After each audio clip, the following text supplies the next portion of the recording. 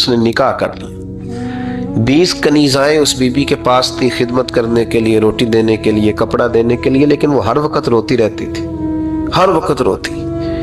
एक समझदार कनीज कहने लगी कि मलका, अब तेरा दर्जा बहुत बड़ा है, तू हर वक्त रोती रहती है, माफिया ही मांगती रहती है हर वक्त, कौन सी ऐसी नेमत है जो तेरे पास नहीं? तो वो कहने लगी इसलिए तो रोती हूँ। क्या माना? कहने लगी इसलिए रोती हूँ कि मैं इस काबिल नहीं थी जो मुझे मिल गया, कहीं मेरे सर का साईं नाराज ना हो जाए, वो कहीं बिगड़ ना जाए। मुझे पता है कि मैं क्या थी और मुझे कहां तक पहुंचा दिया। मैं रोती इसलिए हूं कि कभी कहीं वो नाराज, हजरत उमर इसलिए रोते थे कि कहीं मुस्तफा नाराज ना हो जाए, हजरत अबू बकर इसलिए तड़पते थे कि कहीं अल्लाह का फजल रूठ ना जाए।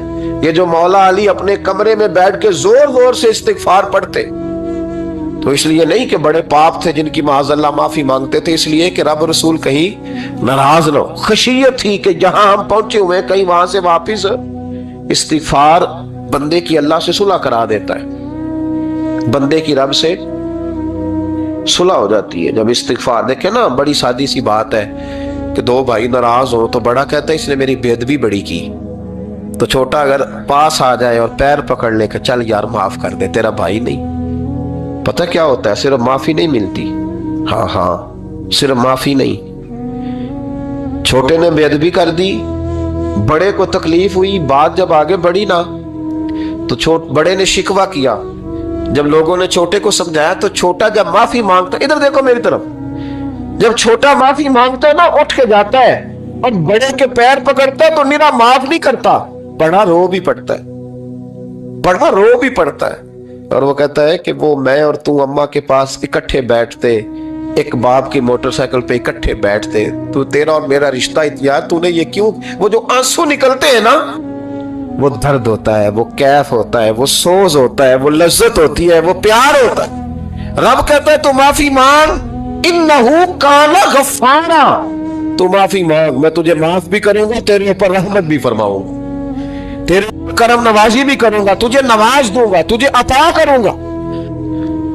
हम लोग ना, अब तो खैर हमारे पाकिस्तान में तो टेबल टॉक होती है, टॉक शो होते हैं, हमारे यहाँ तो पता किया जाता है कि बारिश हो क्यों नहीं रही, पर उस पर यह होता है कि धुआं बड़ा चढ़ गया है, हालात बड़े खराब हैं, फलां ऐसे हो गया, कहत का हम तो असबाब तलाश करते रहते हैं ना जी, फोक बहुत ज्यादा है, फलां चीज ऐसे है, फलां चीज ऐसे, हम तो ये तलाश करते रहते हैं। वो लोग यूं नहीं करते थे, वो सीधे जाके मुसल्लों पे बैठते थे, इसलिए कि वो कहते थे जब रब चाहता है तो फिर कोई चीज किसी चीज को रोक सकती, वो सीधे मुसल्ले पे बैठते। आला हजरत फाजिल बरेलवी रहमतुल्लाह अलैह के पास एक मौलाना मोहम्मद हुसैन आए, वो फल्कियात के बड़े माहिर थे, तो आला हजरत ने फरमाया जरा सितारों का हिसाब लगा के दिखाओ बारिश कब होगी। कहने लगा पूरा महीना तो नहीं होगी।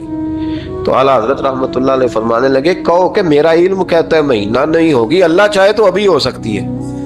कहने लगा जी वो तो ठीक है पर मेरा इल्म, वो जैसे रोज लोगों ने पीर नेटू शहनशाह साहब नहीं खोले होते कि बारिश कब आएगी, और इसकी तरफ ना देख, मुसल्ले पे बैठ, मेहरबानी कर मुसल्ले पे बैठ, अल्लाह की बारगाह में हाजिर हो, उससे माफी मांग, उसे मना ताकि वो रहमत की बारिश। कहने लगा जी मेरा इल्म कहता है। तो आला हज़रत फरमाने लगे फिर वही बात, तू कह अल्लाह चाहे तो बारिश